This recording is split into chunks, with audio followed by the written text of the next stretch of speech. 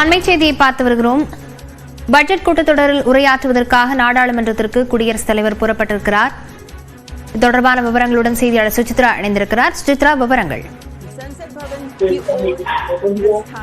நாடாளுமன்றத்தினுடைய budget கூட்டத்தொடர் இன்றுடன் தொடங்க உள்ள நிலையில் அதனுடைய முதல் நிகழ்வாக குடியரசுடைய உரை என்பது சற்று நேரத்தில் 11 மணிக்கு தொடங்க உள்ளது. அதற்காக குடியரசுத் தலைவர் மாளிகையிலிருந்து அணிவகுப்பு மரியாதையை ஏற்று தற்போது குடியரசுத் தலைவர் திரௌபதி முர்மு வந்து கொண்டிருப்பதை காட்சிகள் பார்க்க முடிகிறது. குடியரசுத் தலைவர் மாளிகை அமைந்துள்ள ராஜ்நாகில் பகுதியிலிருந்து அவருக்கான அந்த ஒரு அணிவகுப்பு மரியாதையை குடியரசுத் தலைவருடைய பாதுகாவலர்கள் படை என்பது வழங்கி அதிலிருந்து தற்பொழுது நாடாளுமன்ற வளாகம் வரை அவர் அணிவகுப்பில் அழைத்து செல்லப்படுகிறார். அந்த இன்னும் சற்று நேரத்தில் சுமார் 11 மணிக்கு அவருடைய உரையுடன் நாடாளுமன்றத்தினுடைய பட்ஜெட் கூட்டத்தொடர் தொடங்க உள்ளது முக்கியமாக பார்க்கப்படுகிறது. நாடாளுமன்ற கூட்டத்தில் குடியரசுத் தலைவர் உரையாற்ற உள்ளார். இதற்காக அவர் புறப்பட்டு இருக்கக்கூடிய காட்சிகளை பார்க்கிறோம். பட்ஜெட் மீதான எதிர்பார்ப்பு எந்த அளவுக்கு இருக்கிறது சுசித்ரா? சேரட் வண்டியில் நாடாளுமன்றத்திற்கு அழைத்து செல்லப்படும் குடியரசுத் தலைவர் பட்ஜெட் கூட்டத்தொடரில் உரையாற்றவிருக்கிறார். நாடாளுமன்ற கூட்டத்தில் குடியரசுத் தலைவர் உரையாற்றவிருக்கிறார். அதற்காக அவர் புறப்பட்டிருக்கக்கூடிய காட்சிகளை பார்த்து வருகிறோம். நாளை இந்த ஆண்டுக்கான நிதிநிலை அறிக்கை தாக்கல் செய்யப்படவிருக்கும் நிலையில் பட்ஜெட் கூட்டத்தொடரில் உரையாற்றுவதற்காக குடியரசுத் தலைவர் திரௌபதி முர்மு புறப்பட்டிருக்கிறார்.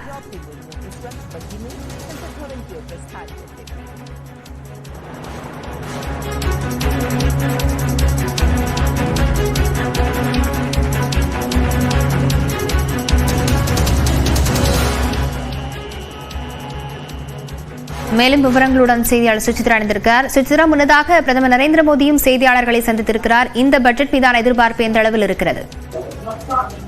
நாடாளுமன்றத்தினுடைய பட்ஜெட் கூட்டத்தொடர் தற்பொழுது அதிகாரப்பூர்வமாக இன்னும் சற்று நேரத்தில் தொடங்க உள்ள நிலையில் பிரதமர் இன்று காலை நாடாளுமன்ற வளாகத்தில் செய்தியாளர்கள் சந்தித்து மிக முக்கியமாக பார்க்கப்படுகிறது.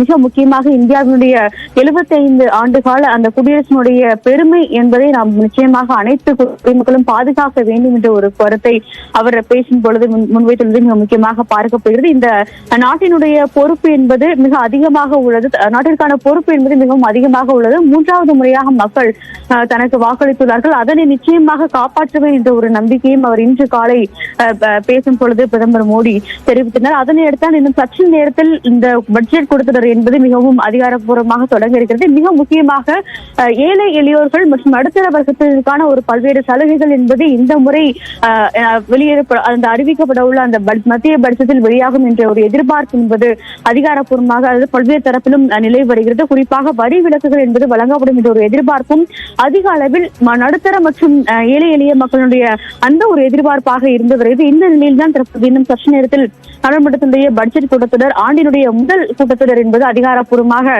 தொடங்க உள்ளது. அதனுடைய ஒரு புரோட்டோகால் என்ற ஒரு நடைமுறை வழக்கத்தின் அடிப்படையில் குடியரசுடைய உரையுடன் அந்த ஒரு நிகழ்வும் இன்னும் சற்று நேரத்தில் தொடங்குகிறது. அதற்கான ஒரு அணிவகுப்பு மரியாதை தான் தற்பொழுது குடியரசுத் தலைவருக்கு வழங்கப்பட்டு ராஷ்டிரபதி பவன் குடியரசுத் தலைவர் மாளிகையில் இருந்து அவர் அணிவகுப்பாக நாடாளுமன்ற வளாகத்தை வந்தடைந்திருக்கிறார். அங்கு அவரை பிரதமர் மோடி, மத்திய உள்துறை அமைச்சர் அமித்ஷா, மக்களவை மற்றும் மாநிலங்களுடைய தலைவர்கள் ஆகியோரும் அவரை வரவேற்க உள்ளது மிக முக்கியமாக பார்க்கப்படுகிறது. விவரங்களுக்கு நன்றி சுசித்ரா. जो राष्ट्रपति